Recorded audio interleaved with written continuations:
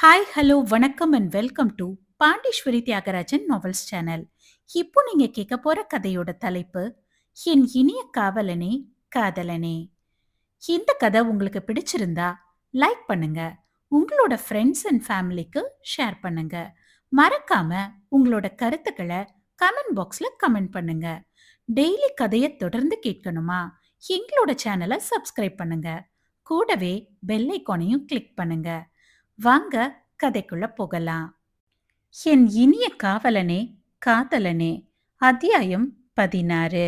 விஷ்ணுவை சந்தித்து விட்ட ஹாசினி அரை மனதோடு மீண்டும் கல்லூரிக்குள் நுழைந்தாள்.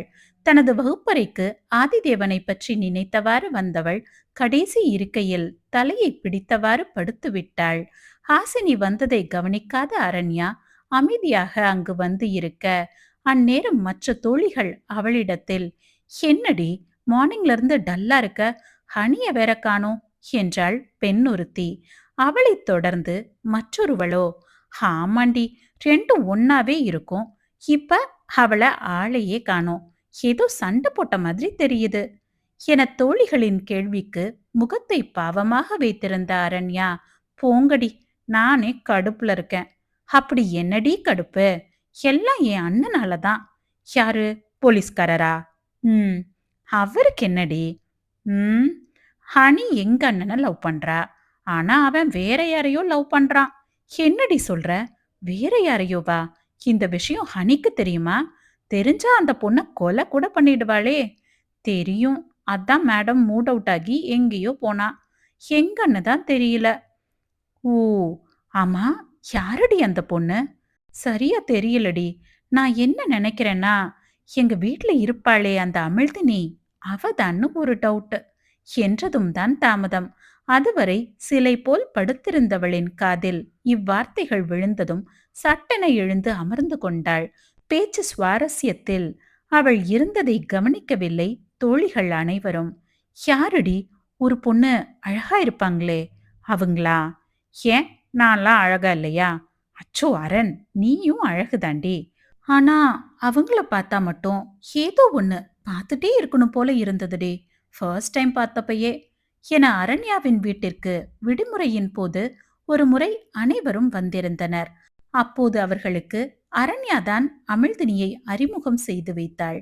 அதை வைத்துத்தான் அமிழ்தினியை இவ்வாறு கூறுவது. இக்கருத்துக்கு மற்றொரு பெண்ணோ, அதான் போலீஸ்காரர் விழுந்துட்டார் போல என கூறி சிரித்தனர்.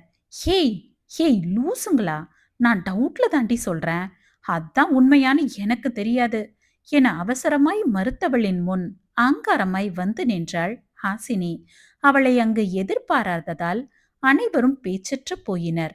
அரண்யாவை முறைத்துவிட்டு மற்றவர்களை கண்ணில் அனல் தெறிக்க பார்க்க, விட்டால் போதும் என்று அனைவரும் அங்கிருந்து ஓடிவிட்டனர்.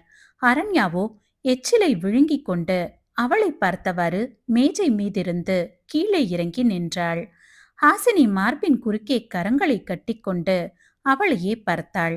அதன் அர்த்தம் உணர்ந்த அரண்யா, ஹாசினி, அது நானேதான், வாய மூடு என இதழில் விரல் வைத்து எச்சரிக்கை செய்தவள் கண்களை மூடி பெருமூச்சை விட்டு, உங்க அண்ணா அமிழ்தினிய தான் லவ் பண்றாரா? இல்ல ஹனி, அது. ஷ், ஆமா, இல்ல, அது மட்டும் சொல்லு.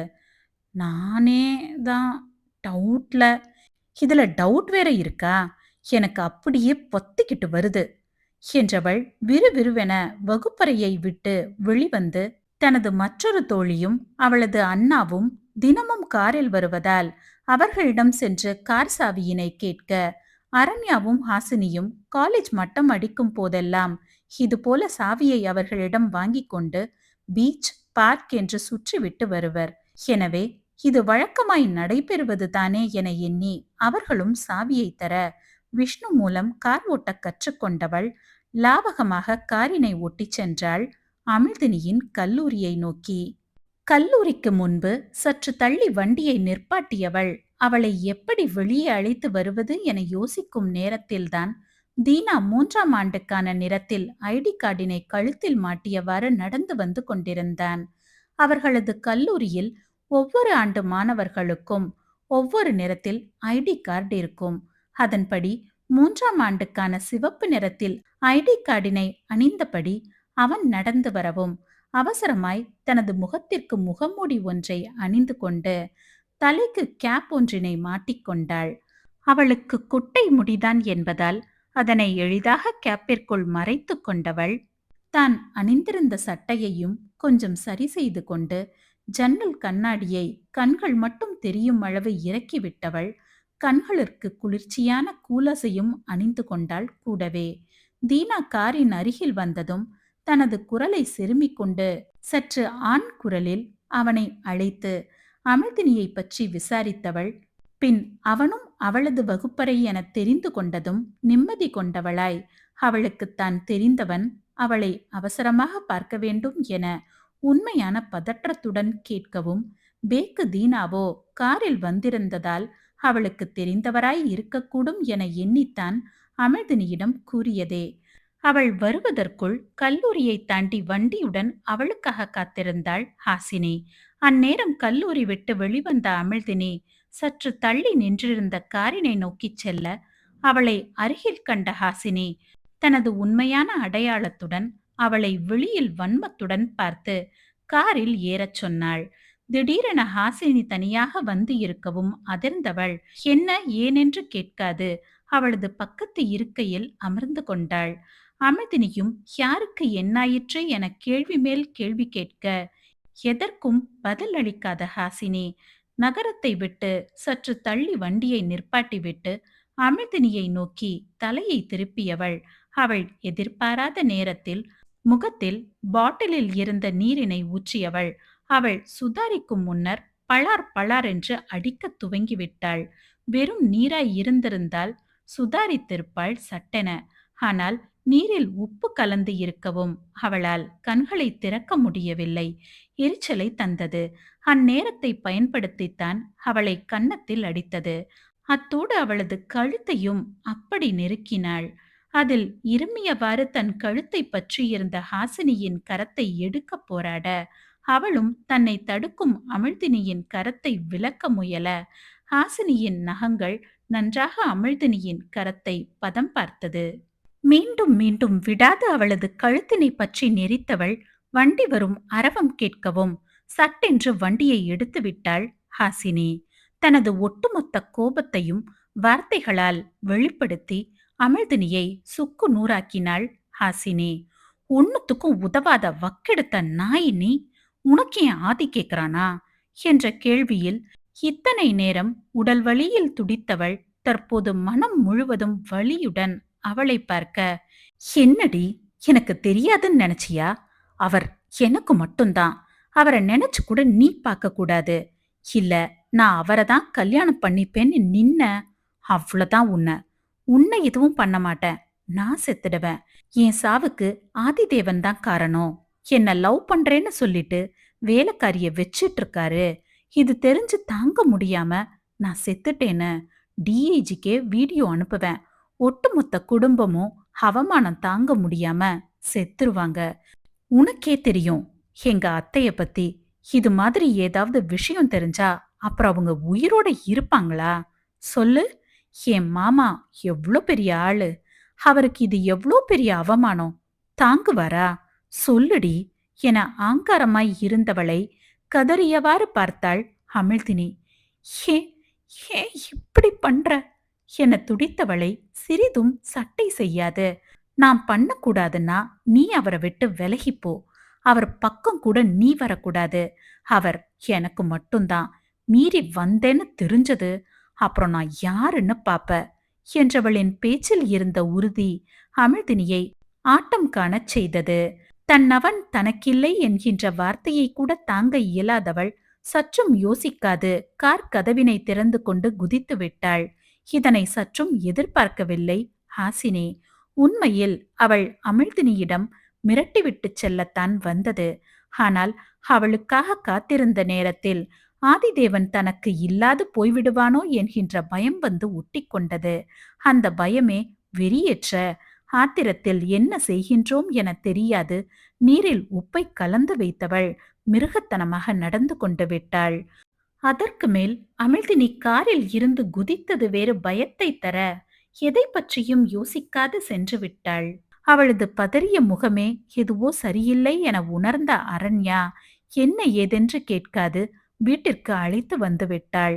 அமிர்தினியின் விபத்து பற்றி ரேணுகாவின் மூலம் அறிந்த பிறகு பயம் இன்னும் பிடித்து கொண்டது அவளுக்கு. சென்று பார்க்கவில்லை.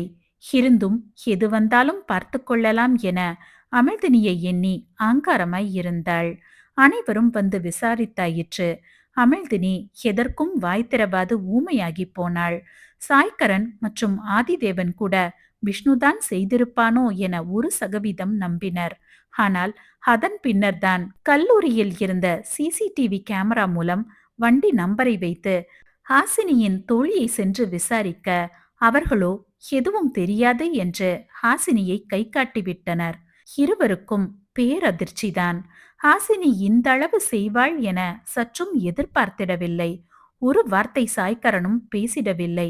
சிறு பெண், அவள் இந்த அளவு சென்றிருக்கின்றாளே என குடும்பத்தை எண்ணித்தான் கவலை கொண்டான். இவ்விஷயம் மட்டும் வெளிவந்தால் நிச்சயம் குடும்பம் பிரிந்துவிடும். அதற்காக சொல்லாமலும் இருக்க முடியாதே. சொல்லிடலாம் மச்சான் என்ற சாய்கரனை கண்ணில் வெறியுடன் பார்த்த ஆதிதேவன் வேண்டாம் என மறுத்துவிட்டான். எவ்வளவோ கூறியும் வேண்டாம் என்றவனை தாண்டி எதுவும் செய்யவில்லை சாய்கரன். அத்தோடு அனைத்தையும் நிறுத்தி கொண்டவன் கேஸையும் சாதாரணமான காரணம் சொல்லி முடித்து வைத்து விட்டான். ஹாசினிக்கு வாகனம் கொடுத்தவர்களிடமும் சென்று விசாரித்ததை பற்றி யாரிடமும் கூறக்கூடாது என தான் செல்லாது 2 ஏட்டுக்களை மட்டும் அனுப்பி மிரட்டிவிட்டு வந்தான் சாய்கரன். ஆதிதேவன் திருப்பி அடிக்க காத்திருந்தான் வெறி கொண்ட சிங்கமாய். அமிழ்தினி வீட்டிற்கு வந்து 1 வாரம் ஆயிற்று.